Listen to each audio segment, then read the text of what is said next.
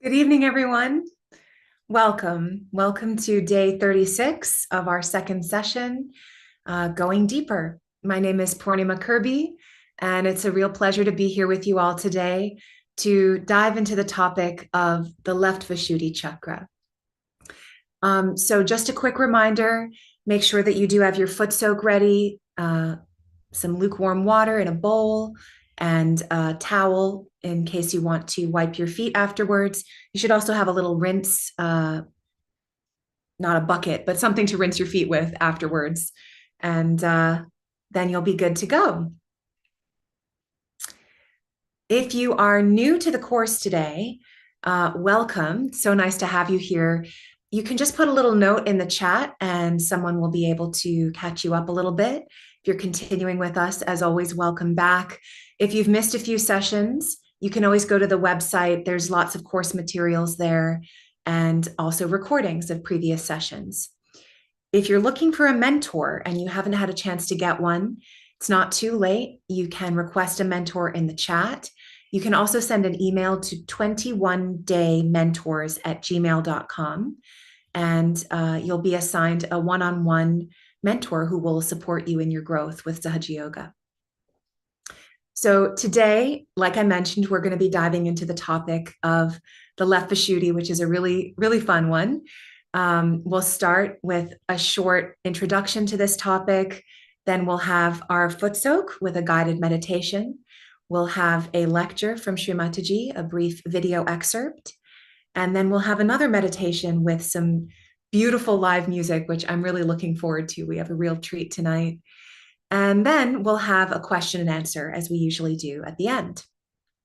So at this point, I would really love to welcome the other presenters onto the screen so we can all introduce ourselves.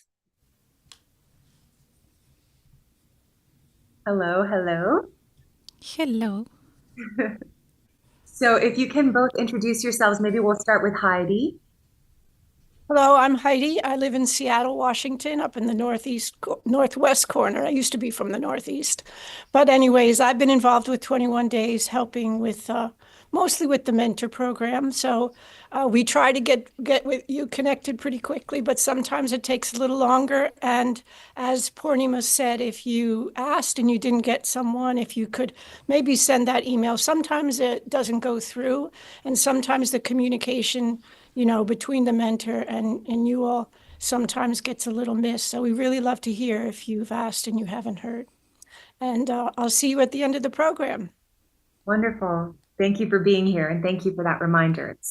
It can be really valuable to have a mentor on your journey, so don't be shy to reach out.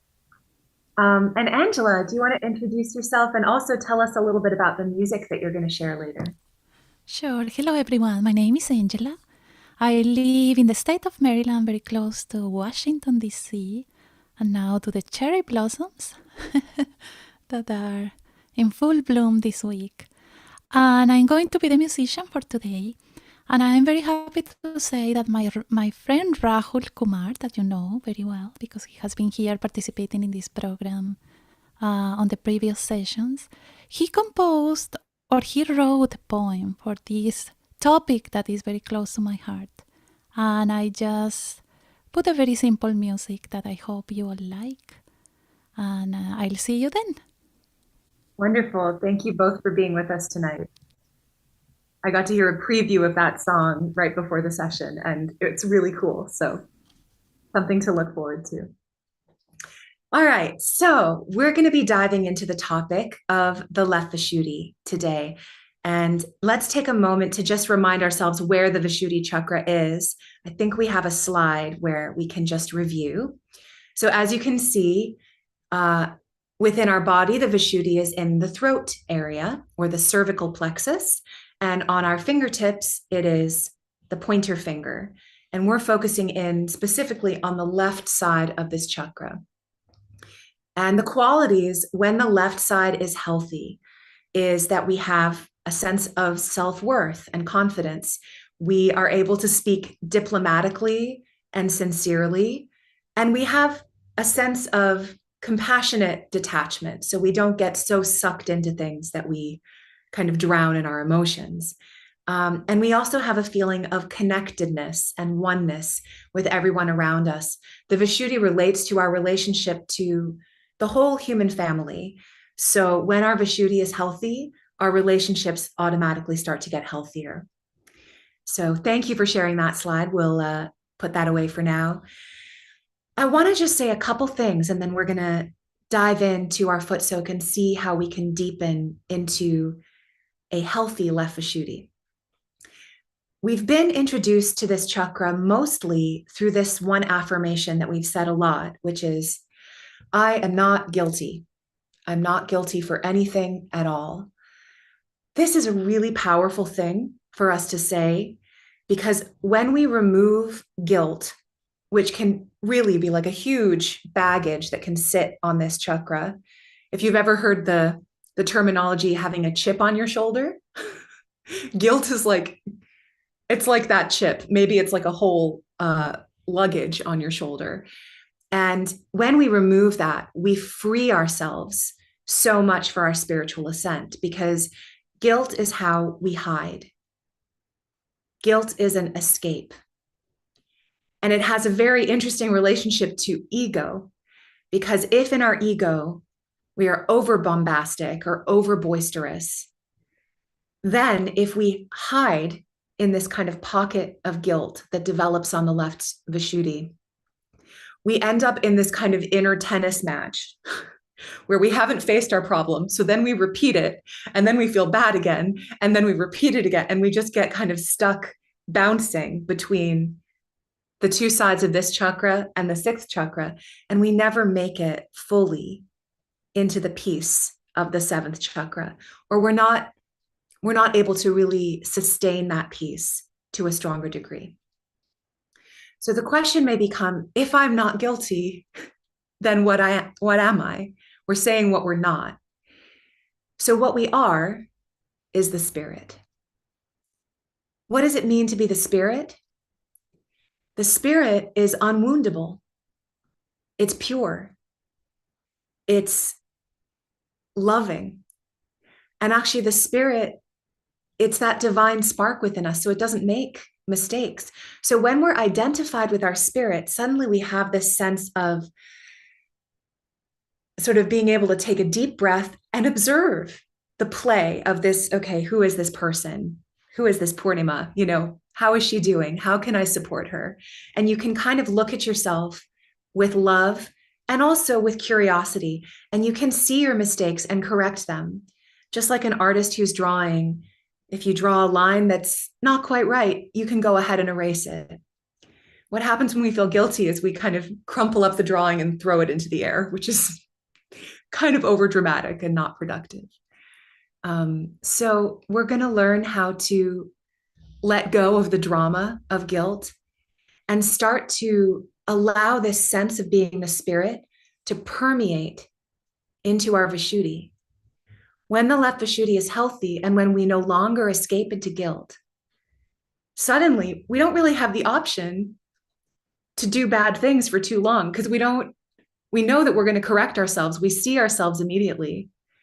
So we end up naturally living according to our values and according to our spirit. And this makes it much easier to get along with other people. And it gives us a kind of confidence that is humble and honest and sincere. It's not a mask that we have to put on. We're real with ourselves, and so we're real with each other. So I think let's dive in and see how we can support this left Vishuddhi, not only removing the guilt, but also establishing that confidence. I'll say one other thing, which is the quality of that confidence is innocence. Our innocence is inbuilt. We can't remove it. We can cover it over, but our essential nature is innocent. So when we also identify with the innocence of the spirit, we constantly have a fresh start.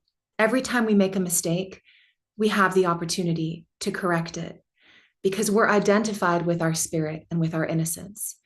And it can be a fun game to play with ourselves to see, I keep stumbling over this thing. Now, how do I correct it? How do I grow? So let's go ahead and make sure that our foot soak is ready. Take a deep breath. We're going to go into some silence. And let's raise our Kundalini and put ourselves in Bandhan.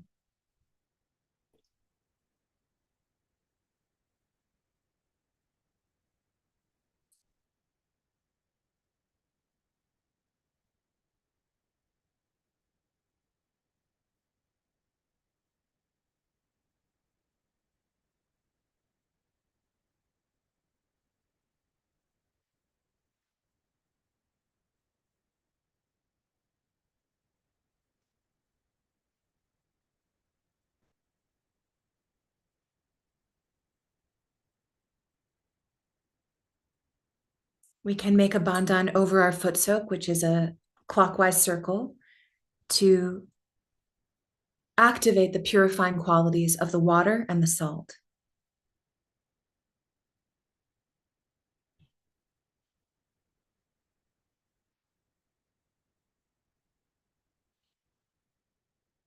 And then we can go ahead and put our feet into the water.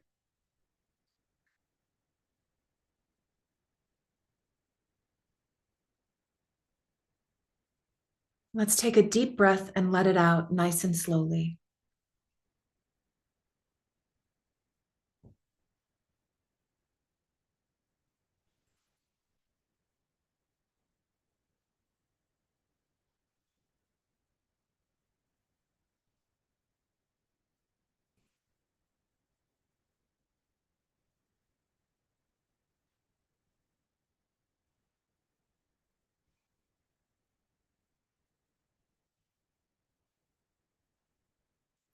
We can take our right hand and point it towards the Mother Earth beside us.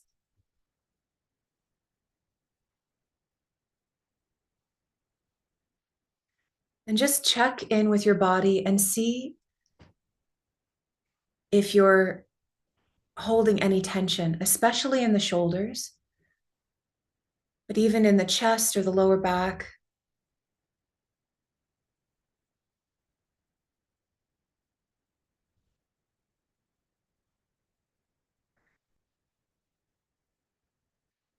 And just as an experiment, we can try saying within,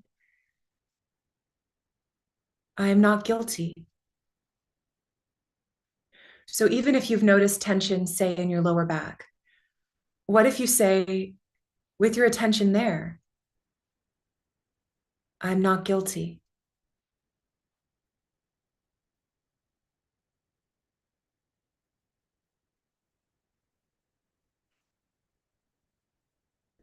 And see if that releases the tension.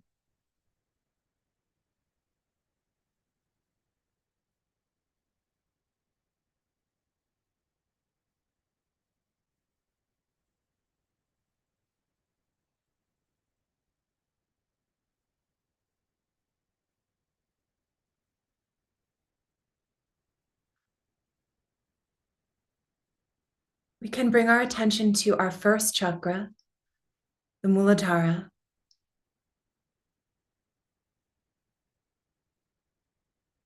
The expression of our innocence and our wisdom. We can say within ourselves, I am the powerful innocence of a child.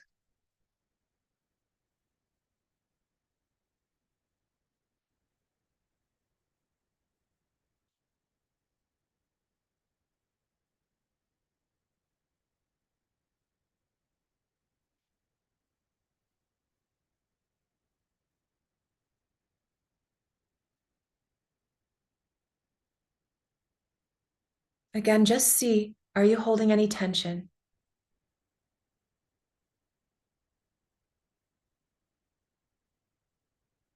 And if you notice it, you can say within, I am not guilty, and release your breath slowly outward, releasing the tension at the same time.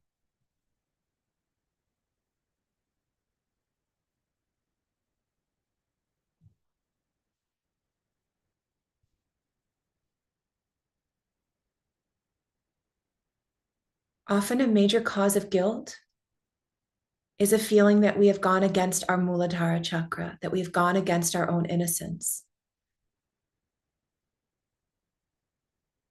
And this can come from religious conditionings as well. Some religions give the impression that we are born as sinners and that we already start, that we're already in trouble as soon as we're born. And that's just not true.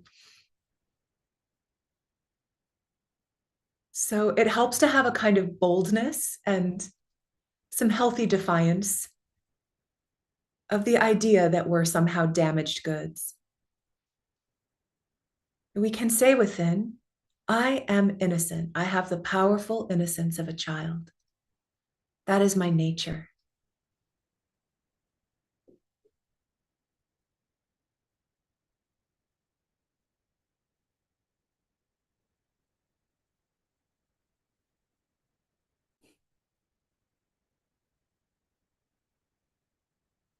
Now we can bring our right hand to our belly in the center. So we've talked about how the guru quality, the teaching quality, and the learning is in this area called the void, which encircles the whole belly. So if you like, you can make a bandhan, clockwise circle around this area. We can say within, I am my own teacher.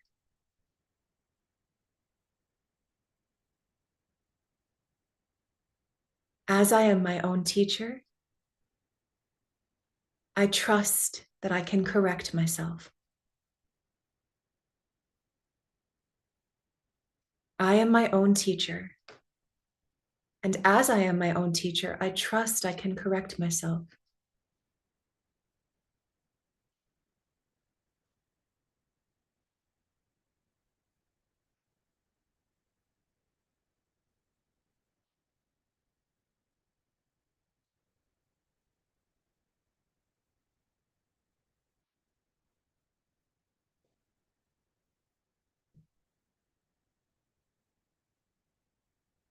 Now we can bring our hand to the left side of our heart and say within, I am the pure spirit. I have complete compassion for myself and for others.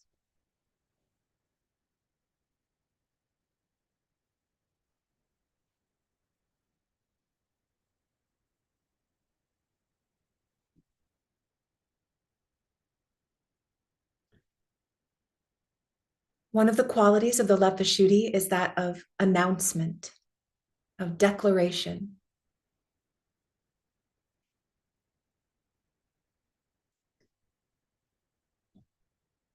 So it helps to declare to ourselves, I am the pure spirit.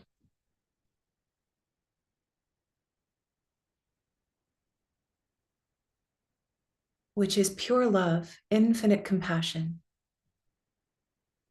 That is who I am.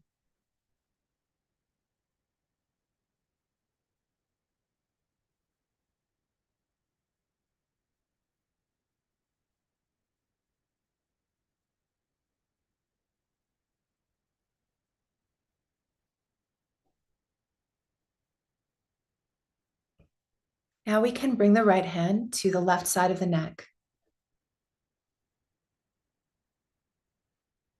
And once again, we can declare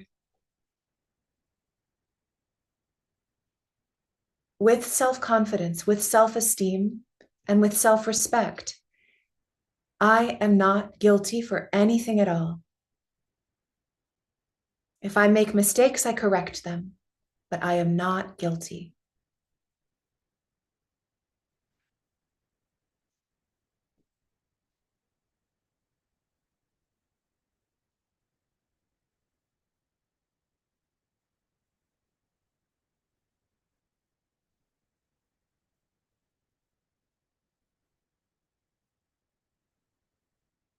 And we can bring the hand to the seventh chakra.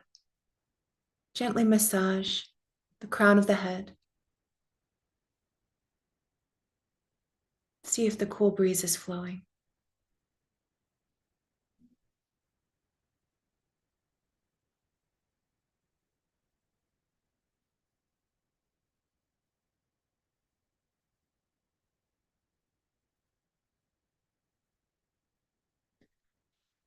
If it's there, we can just go into silent meditation for a moment. Actually, we may want to rinse our feet first. The foot soak may be feeling kind of full. So we can go ahead and rinse our feet, then set the foot soak aside and go into silent meditation for about 3 or 4 minutes.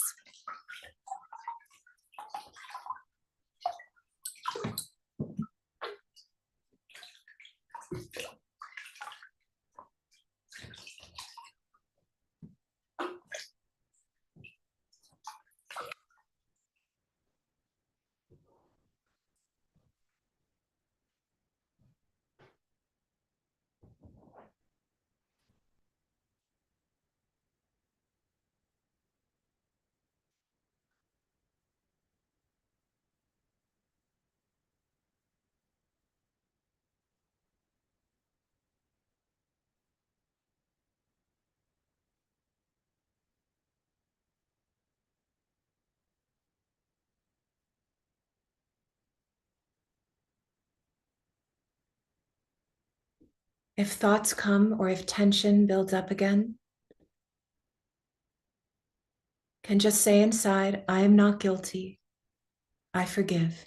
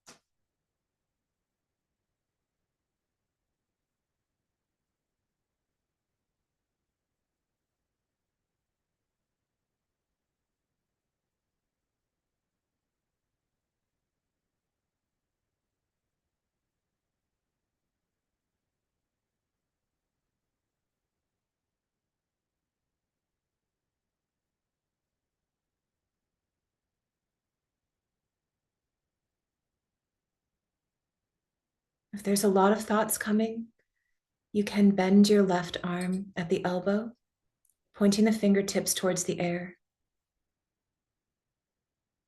just letting any heat release from the right channel.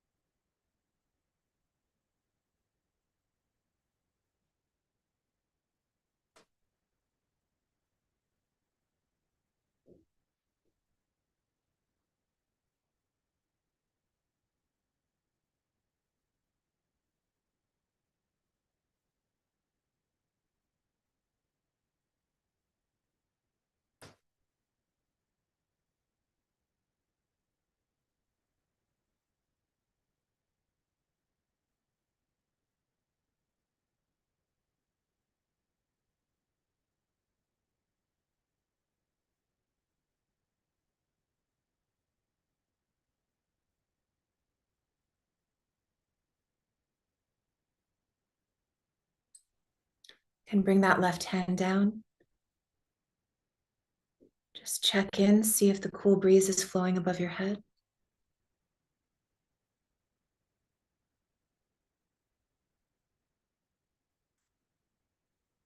And then maintaining this state of silent relaxation, we'll listen to an excerpt of Shri Mataji's talk.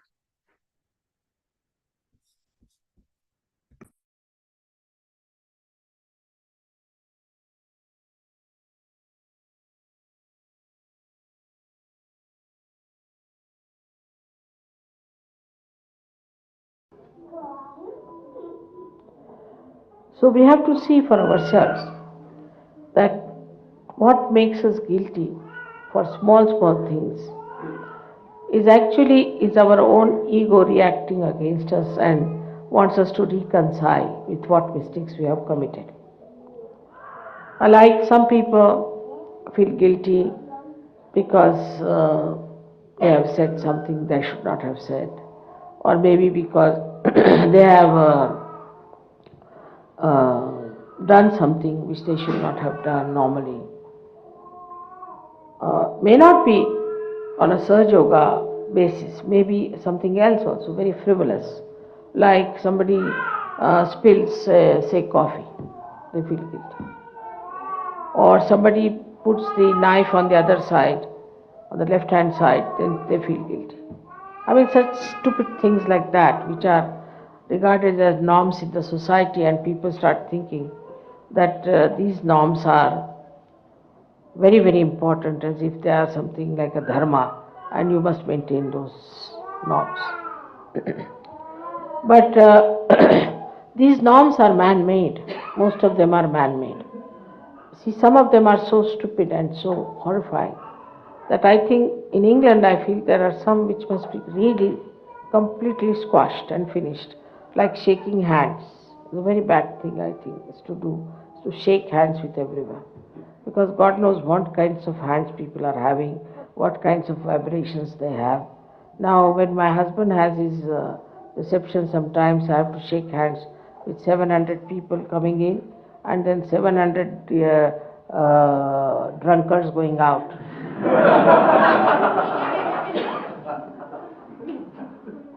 So, this shaking of hands, I think, is a very, very bad habit. It's all right for Sahaja Yogis to shake hands, but for others, to shake anybody's hand is better to do namaste, though it might be some very simple Indian method. But I think the best way is to say namaste, because shaking hands can cause lots of problems to human beings. And now with all these diseases coming up and all that, I think one has to be very careful about shaking hands.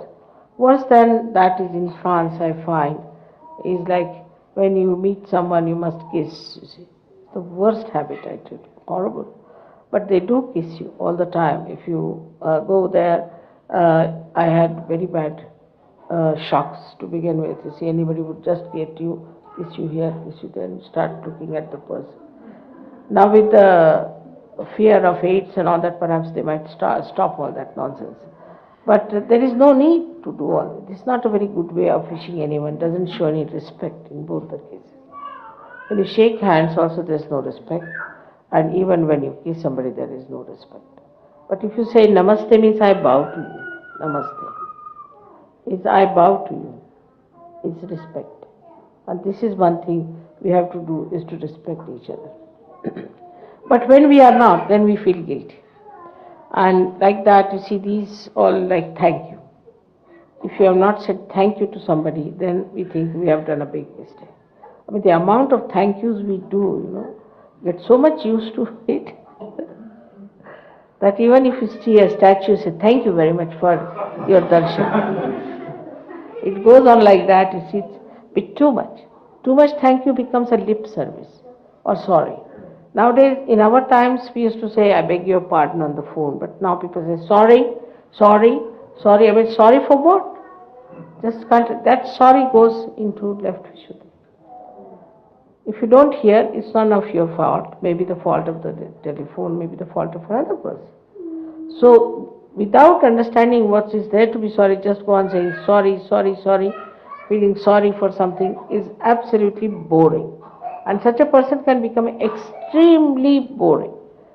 Since morning till evening, he's saying, I'm sorry for this, I'm sorry for that, I'm sorry for this, and all the time feeling sorry for everything, you feel sorry for that person. So one has to be in a joyful mood. And doesn't matter if somebody doesn't say sorry, it doesn't matter. But some people can take a very big objection if you don't say thank you to them. It's a very funny thing is that I have experienced in England once. I was going out and John was there, John was driving the car, and my daughter was coming out of the house, so he left the door open and he just, as soon as she sat down, hardly took about 5-6 seconds. He could close the door and went round. But he didn't say thank you to the fellow who was standing behind. You see, they are supposed to be all very rich, cultured, educated people. So this fellow got out of his car and caught hold of his belt. And he wouldn't allow the car to move. When the car was moving, I couldn't understand what was happening. So I asked Johnny, stop the car, stop the car. I said, what's the matter? She didn't say thank you to me.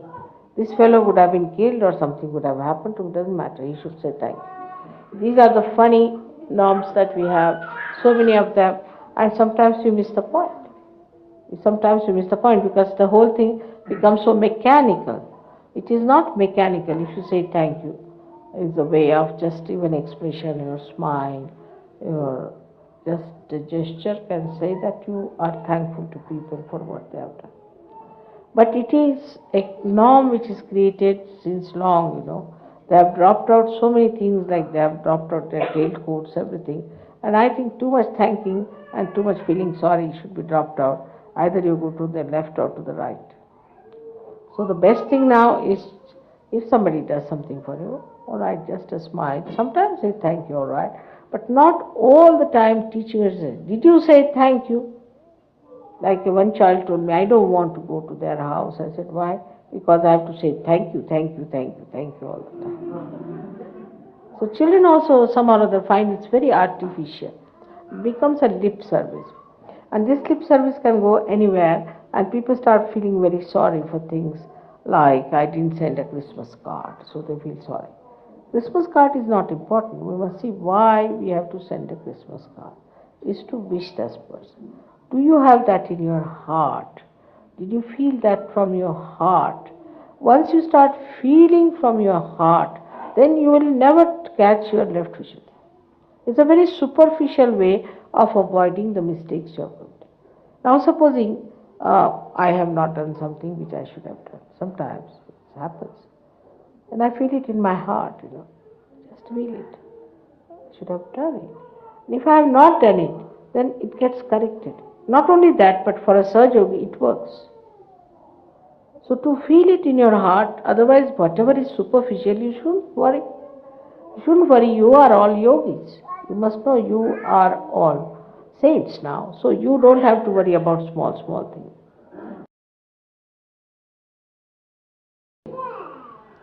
But one thing we have to ask ourselves, how do we get rid of our left Vishuddhi?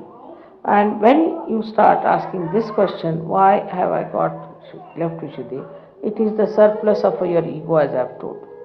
So try to watch what you have done. Try to see what you have said. Why did you do it? And then face it. And next time don't do it. So you won't have the guilt. Because guilt is nothing but a stored up mistakes. And like going to a priest and saying, I'm sorry, I did this, I did that. And again doing the same thing. It amounts to the same. Because then you don't correct yourself. I think open the windows will be better. This one. I'll make it quite warm for you.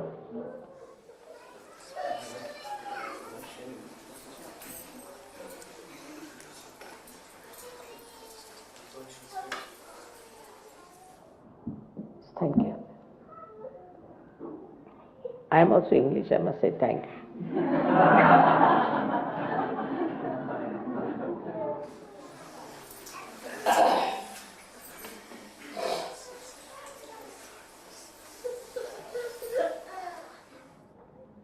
So this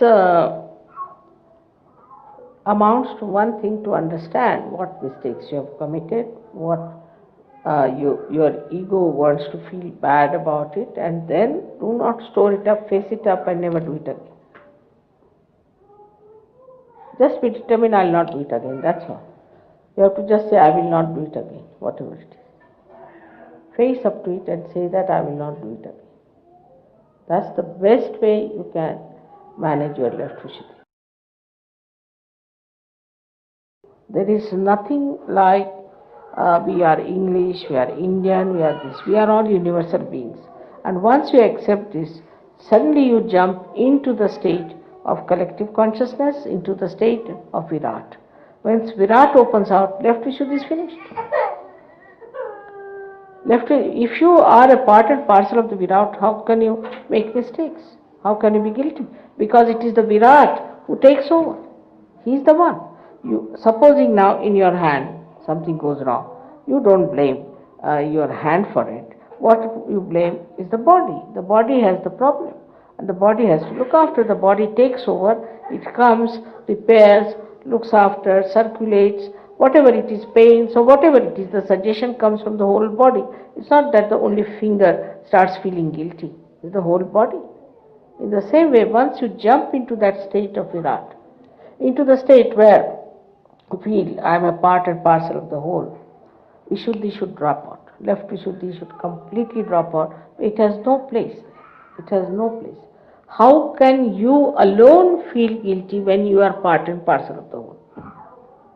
What's the logic? You cannot feel guilty. If you are part and parcel of the whole, then the whole takes over. And this is where you can cut down your left Vishuddhi very well.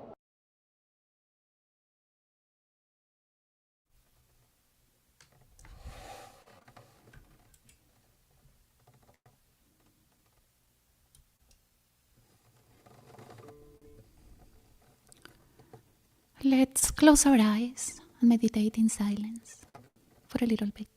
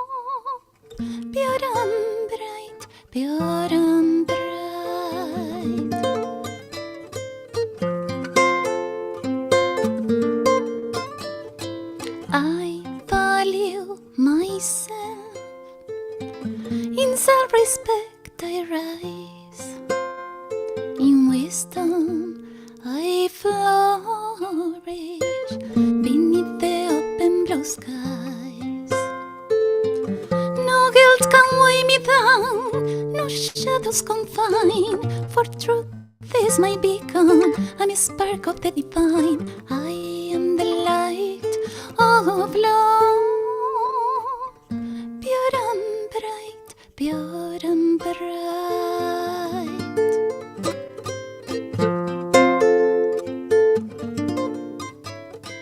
I shine with a spirit that like thunder ignites. No doubts can prevent my ascent to spiritual heights. I witness the play of life, a sweet silence within I behold. I am the light of love, pure and bright, pure and bright.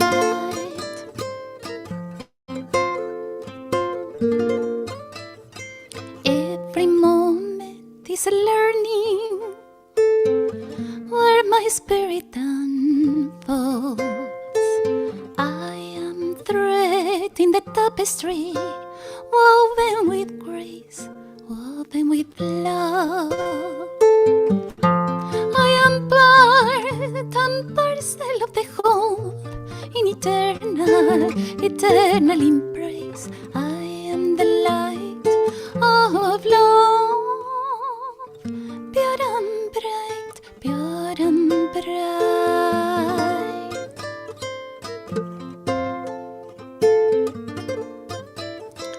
Mother, I am not guilty. Mother, I am not guilty. Mother, I am not guilty. Mother, I am not guilty. Mother, I am not guilty. Mother, I am not guilty.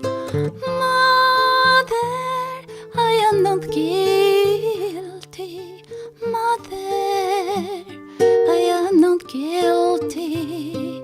'Cause I am the light of love, pure and bright, pure and free.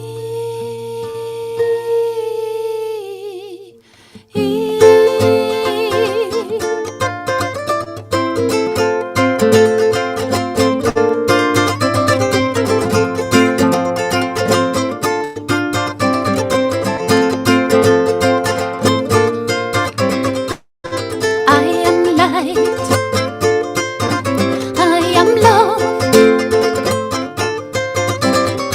I am pure, I am free, I am not guilty, I am the spirit,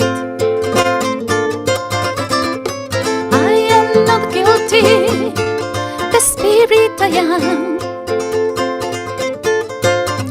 I am love, I am peace, I am truth, I am light, I am joy, I am grace, I am faith, I am bliss, I am love, I am peace, I am truth, I am light, I am joy, I am grace, I am faith, I am bliss, I am not guilty, I am not guilty, I am not guilty.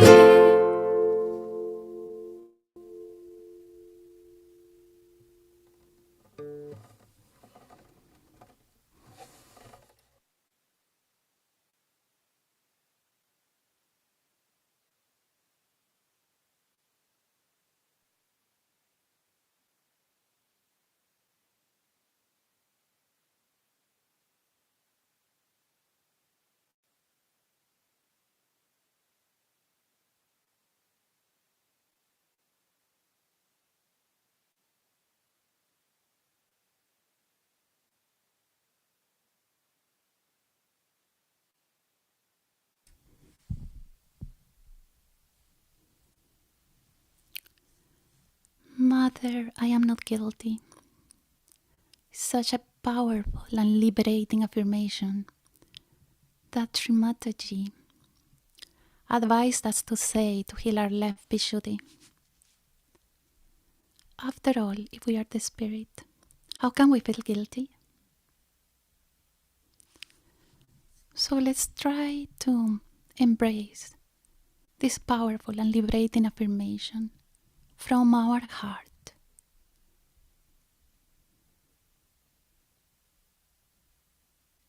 can take our right hand to the left Vishuddhi.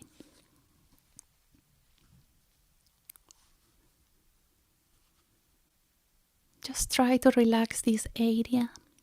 Maybe you can do a very soft massage on this area.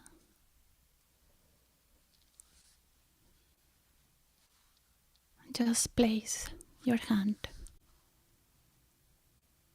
in a gentle way on this area.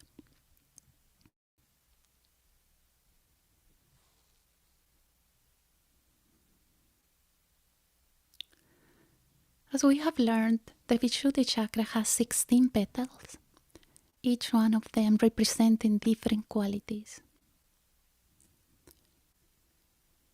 So today we are going to say this affirmation, Mother, I am not guilty, 16 times. I am going to read the phrase, and then at the end, we can say it together, Mother, I am not guilty.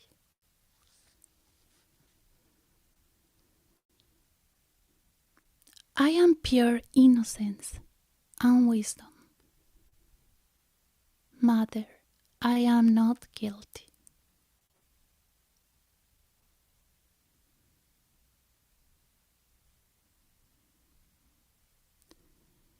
I am the pure spirit. Mother, I am not guilty.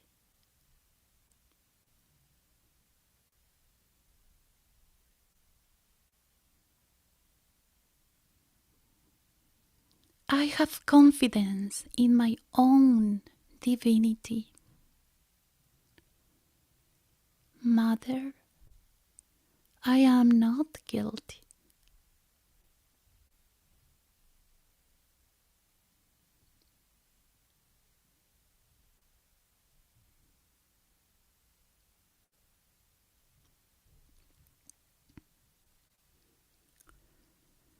I am free from blame. Mother, I am not guilty.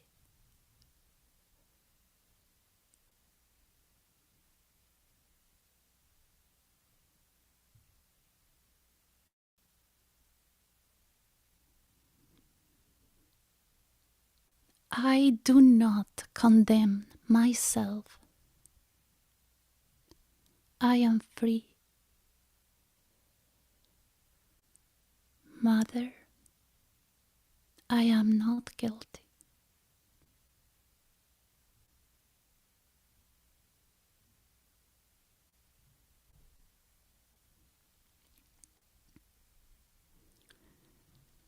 I am a pure spark of the divine. Mother, I am not guilty.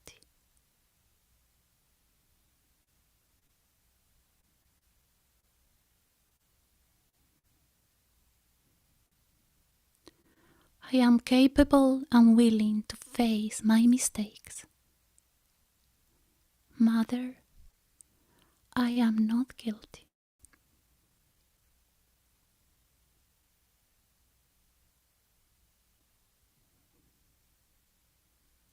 I respect and value myself. Mother, I am not guilty.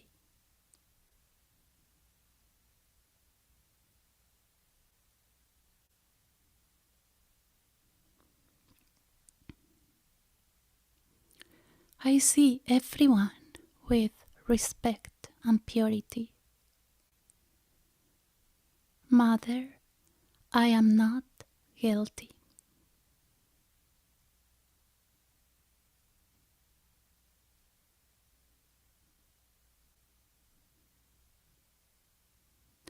No doubts can prevent my ascent to spiritual heights. Mother, I am not guilty.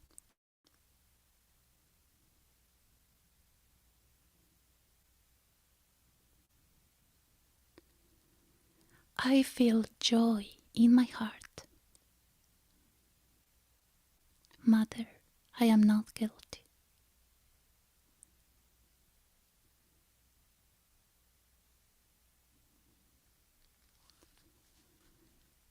I rejoice in being part and parcel of the whole. Mother, I am not guilty.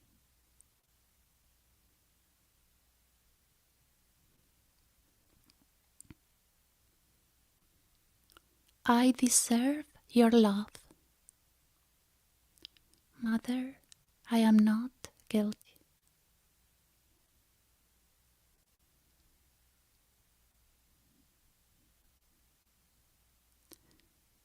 I deserve to feel the cool vibrations. Mother, I am not guilty.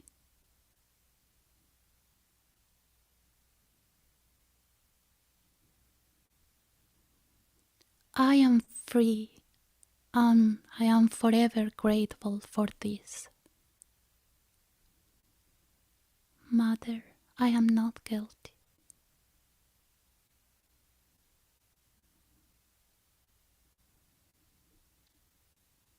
I am the light of love, pure and bright, pure and free. Mother, I am not guilty.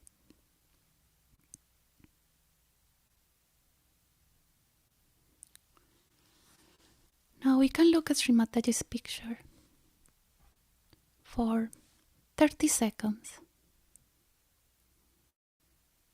without thinking.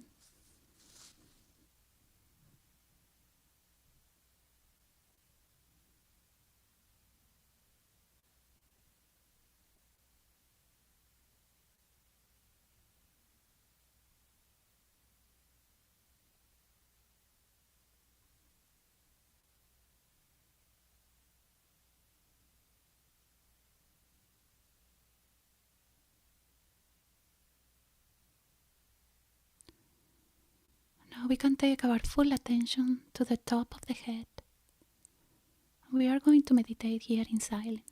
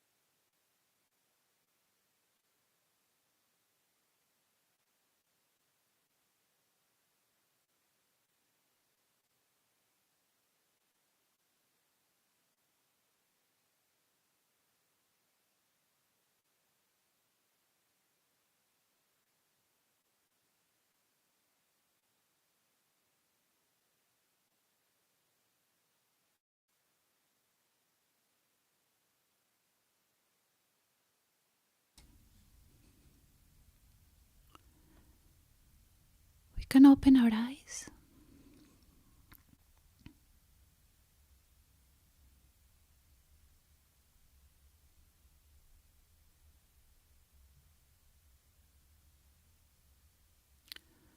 We can take our right hand to our heart.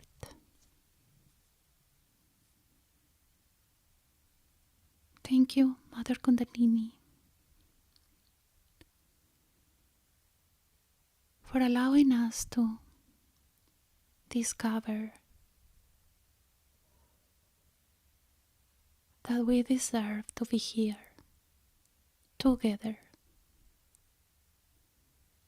that we deserve to grow together.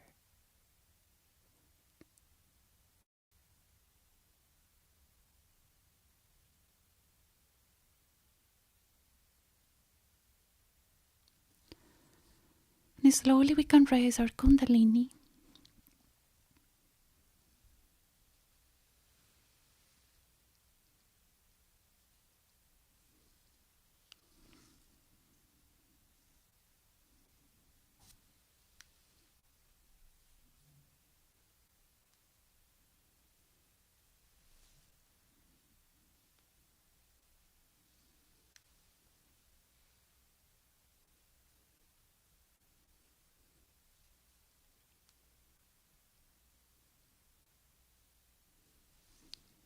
And then we can give the protection around ourselves 7 times.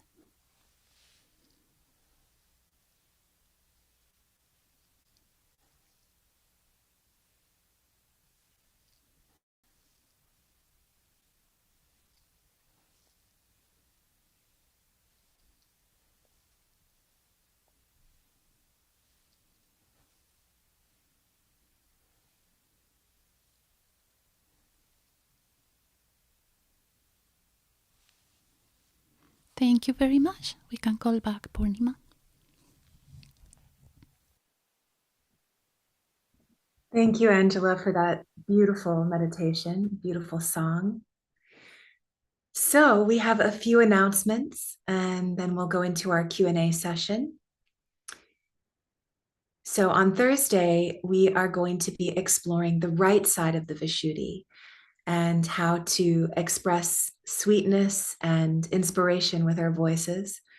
And it's a really nice pairing with what we've explored here today. So hope you can join for that.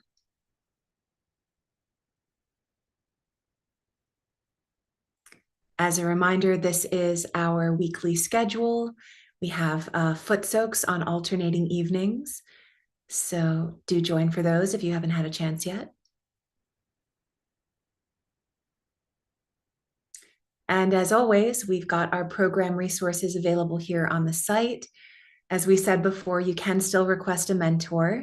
And if you haven't had a chance to join our WhatsApp group, I really recommend it. It's a great resource.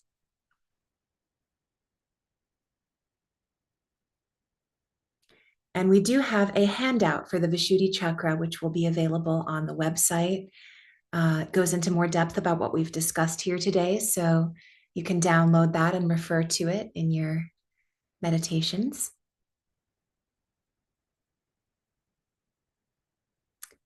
All right, and so it is time now for our question and answer. So if you have, if you want a specific question answered, you can write to breakout room help and someone will bring you into breakout rooms. Otherwise, if you'd like to stay here in the big session, feel free to send a question to chat Q&A, or you can send a question to me and we will chat a little bit more about this really cool topic of how to have a healthy, confident, and free left Vishuddhi. So I'd love to invite my fellow presenters back onto the screen, Heidi and Angela. Welcome back.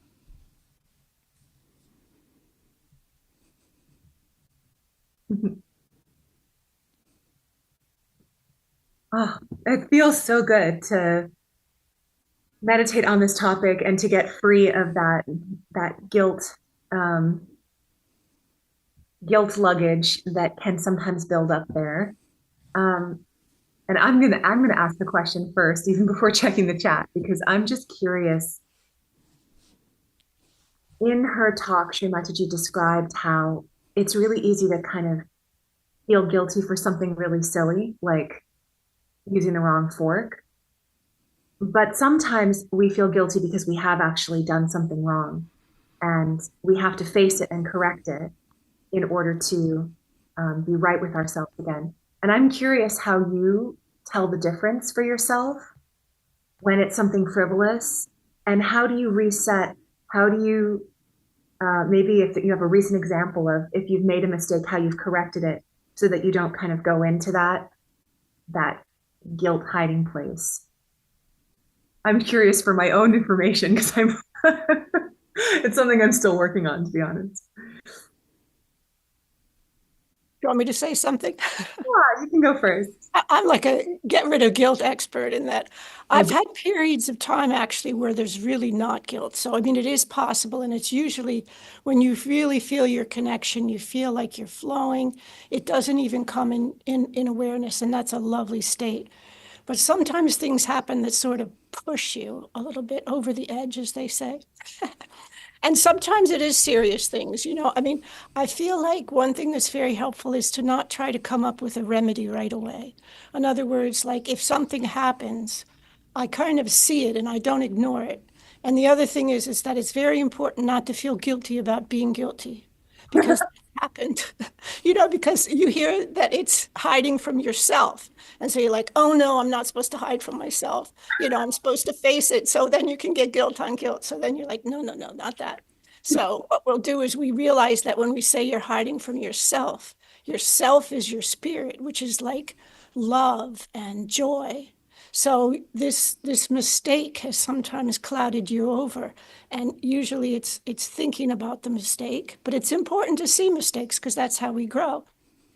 So I will say that you know, using the candle between if you can take time, you know, if it's not something you have to remedy and act on right away, then I try to clear this, you know, working on with the candle here in my heart, and then usually around the back of my head because it's thinking about the mistake. Sometimes you can't stop thinking about the mistake, you know, especially if there's something in your current life that you feel is, you know, maybe you hurt someone or, you know, something really that is concerning to you. So then if you can feel meditation state, if something pops in your attention that you should actually do, then, you know, like apologize or learn something or tell your boss, you know.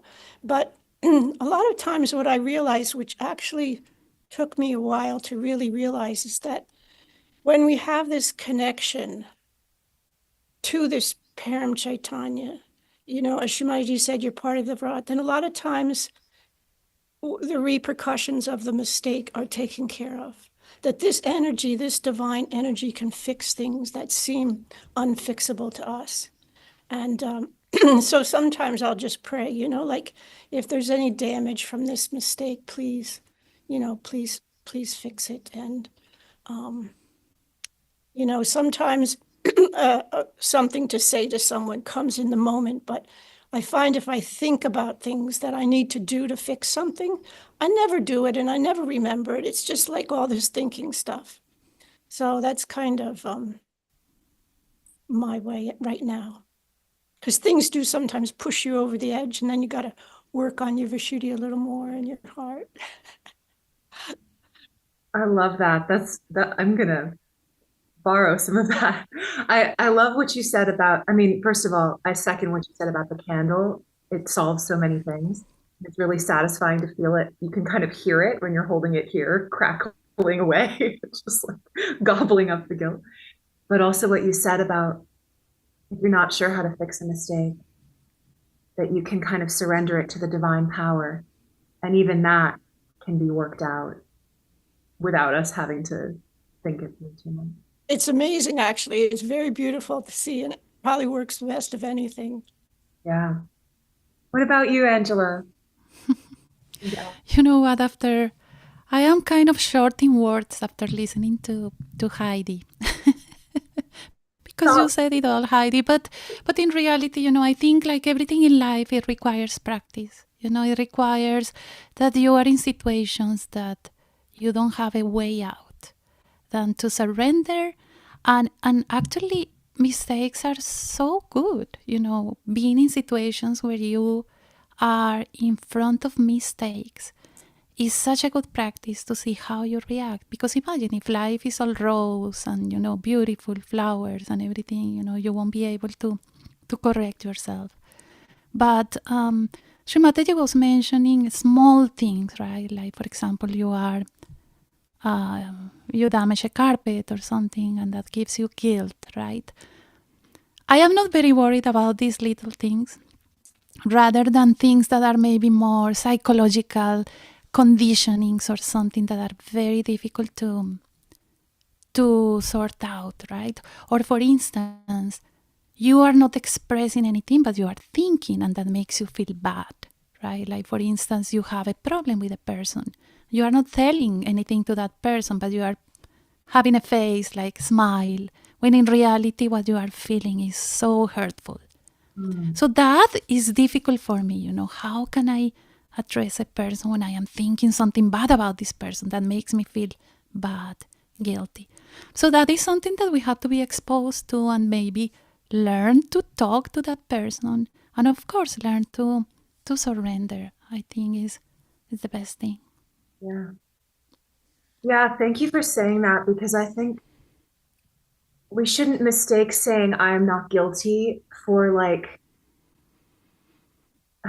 in American culture, we can sometimes be like, it's fine, I'm good, I'm all set. It's like we have these little phrases that are just like a kind of armor or a kind of mask. I was reflecting on, because I come from the theater world, how there's like a comedy mask and a tragedy mask. I feel like the left Vishuddhi can be like the tragedy mask, and the right Vishuddhi can be the comedy mask. So we bounce from like, oh no, to like, I'm fine, I'm good, everything's fine, and we can't find that equilibrium. So what you said about noticing our emotions, like noticing if you feel bad towards someone, and acknowledging it. And I think that's the facing it part. Like, we can't correct the mistake until we notice what's bubbling up, even if it's not pretty. And I realize that something that's helped me with that is I journal quite a bit, and then all the incorrect things that I might say to the person, they end up on the page and I can burn it later. But it keeps me aware, at least, if the guilt is bubbling up, or if I'm feeling that way towards a person, because sometimes we don't even notice it on the conscious level. We're running from it so much that we're saying that we're fine and we're not. So this is something, actually, I think Shri Mataji has recommended, is to write in a journal at the end of the day and just kind of see where you're at with yourself. Are you good with yourself and with others? And if not, then at least you don't leave it for months before it gets addressed. One thing that helped me too a lot was this concept of humility. Like we kind of, I had never really thought of myself as having a big ego, but then I realized one thing is that expecting yourself to be perfect is the same thing, rather than thinking that you're perfect all the time, but expecting yourself to be some kind of perfect. And I realized with humility, it's not like always putting yourself down.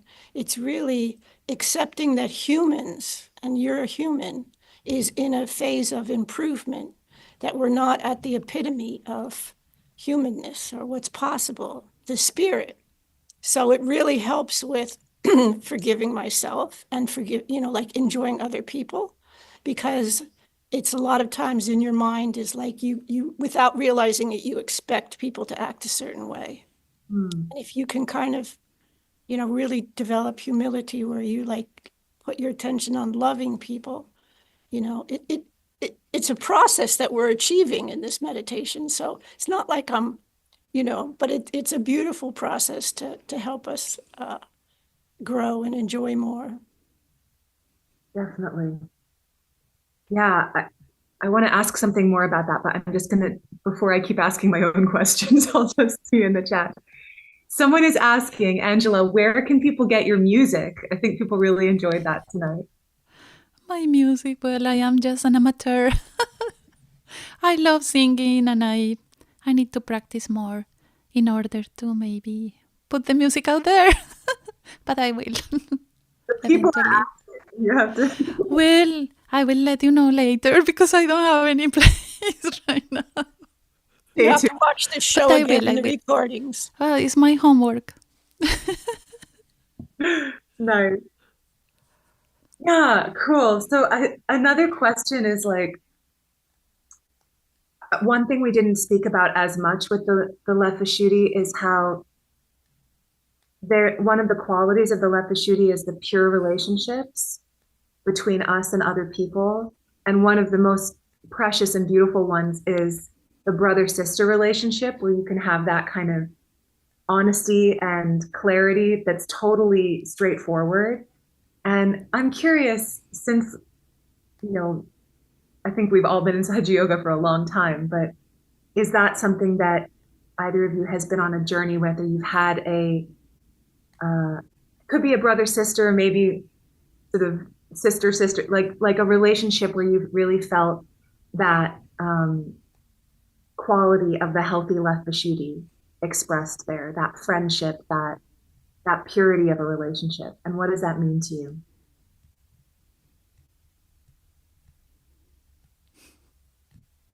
Angela, you go first this time. Wow, Purnima. Yeah, I mean it's so beautiful. I think um, I enjoy when I feel innocent. You know, is I feel I like myself when I have pure thoughts and when I can establish a relation that is based on innocence. And I think with time, I'm becoming better on that. It's again, like Heidi was saying, it's a process. And I enjoy this feeling of it's not only about maybe looking at others without lust, it's also maybe having a relationship without greed, without jealousy, without all these enemies that somehow affect our spirit, right? And I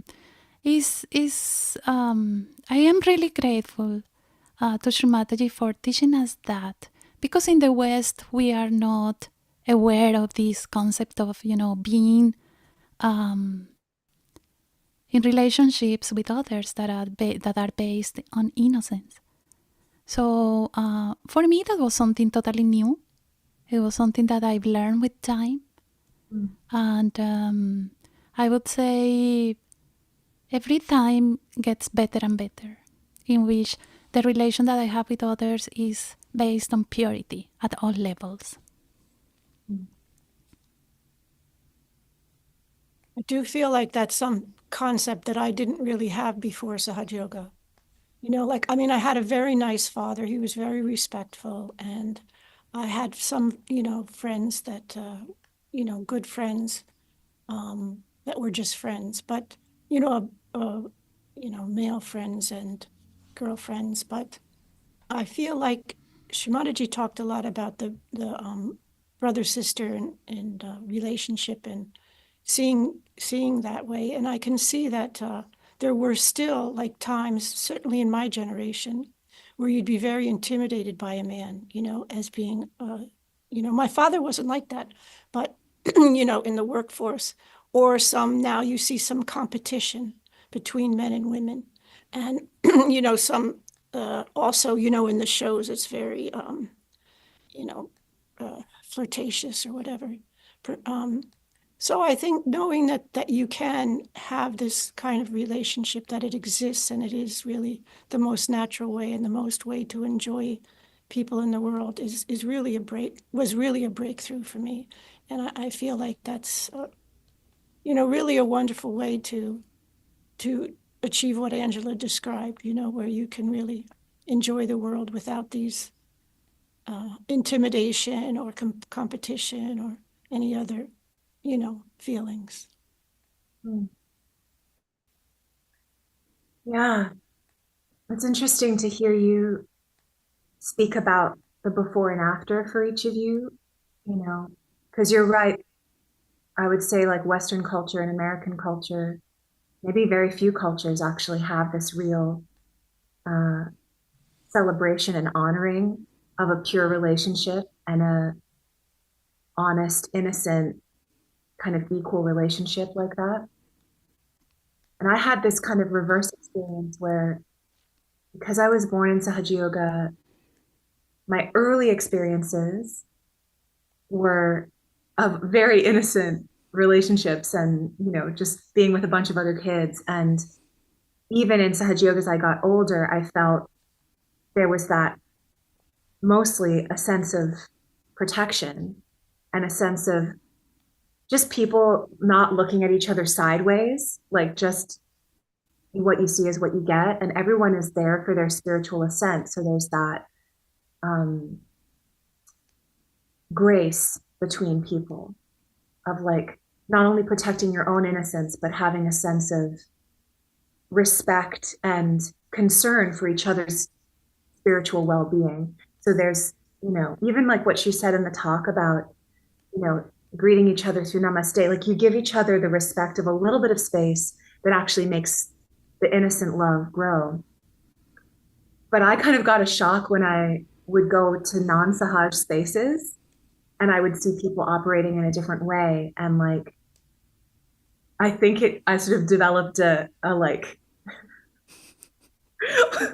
like a jumpiness because I'd be like, what's going on? And it was unfamiliar. And like, I think it's been a really cool practice for me. I'm learning to do this a little bit more, to have compassion for people, whether or not they happen to be coming from that place, and to try and exude the innocence that encourages their own innocence.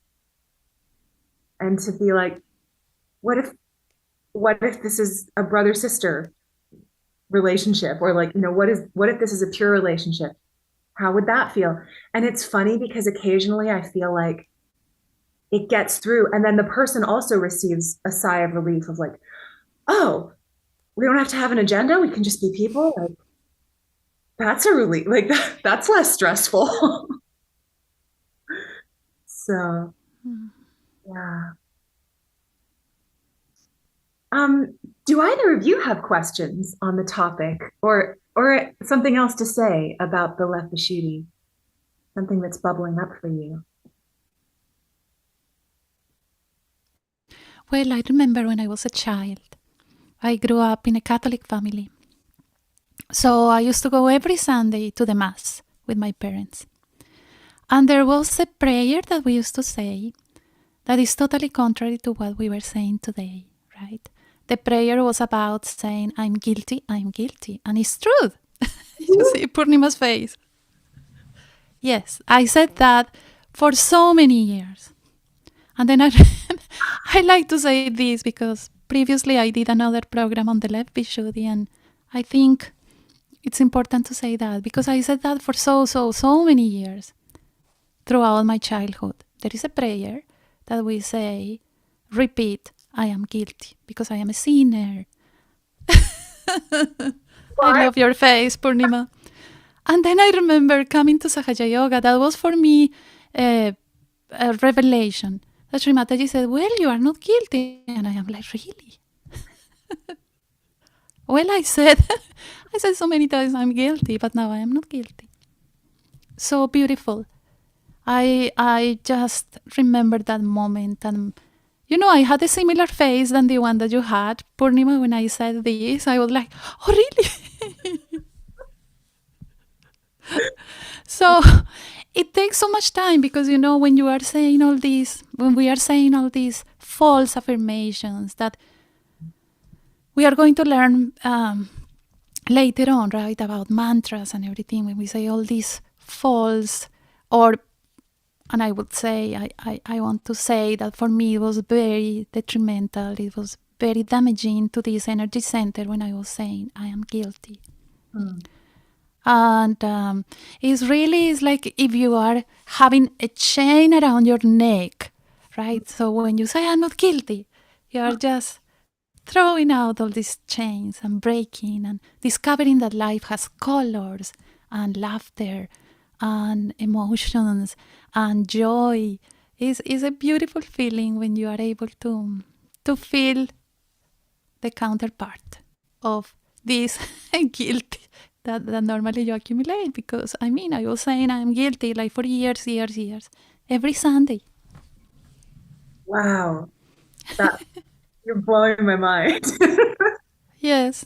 But you know what? You're saying it because it's like if you are not raised in that, you may not recognize like the voices that whisper that in a less direct way. Whereas if you've grown up with it, you're like, wait a minute, I know that mantra and I'm not saying it anymore. Uh-huh.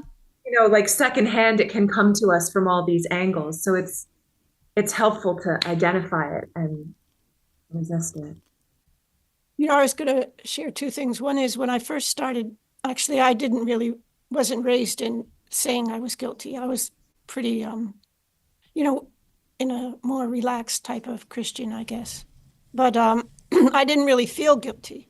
But I did realize when I look back that I was a little bit reserved, like that I didn't really speak up in a lot of situations. And I realized that's a little bit also the fear of making mistakes that holds you back. So sometimes, it took me a little while to say, am I guilty of what? And then I realized over some time that holding back and not wanting to make mistakes without realizing it is also, working on this. And also sometimes it's really hard to give up, even though you want to give up guilty. It sounds so great. I want to give it up. I want to be free. I want to feel great. And sometimes it sticks. And so, perseverance in Sahaja Yoga, really working on it, because just the amount of time you can spend thoughtless, it disappears. And so, but it does take persistence for some of us. Thank you for saying that, because as you said earlier, if we feel guilty that we're still feeling guilty, then we're toast. Yeah. Because actually guilty feels sad, and I realized that guilt and anger actually are quite similar. They used to say that depression was anger at yourself.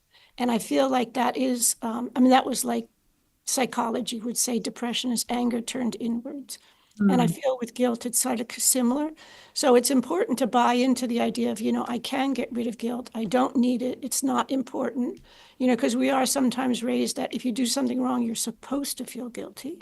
Right. So getting rid of that, and also realizing that neither anger nor guilt really help you deal with anything.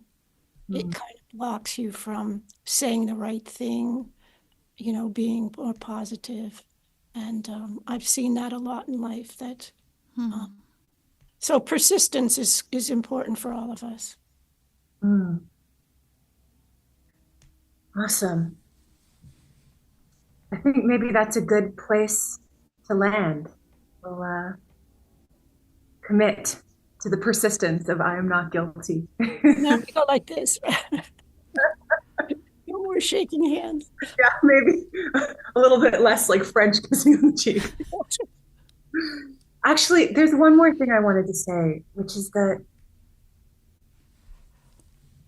the quality of the left Vishuddhi, I find this image really inspiring.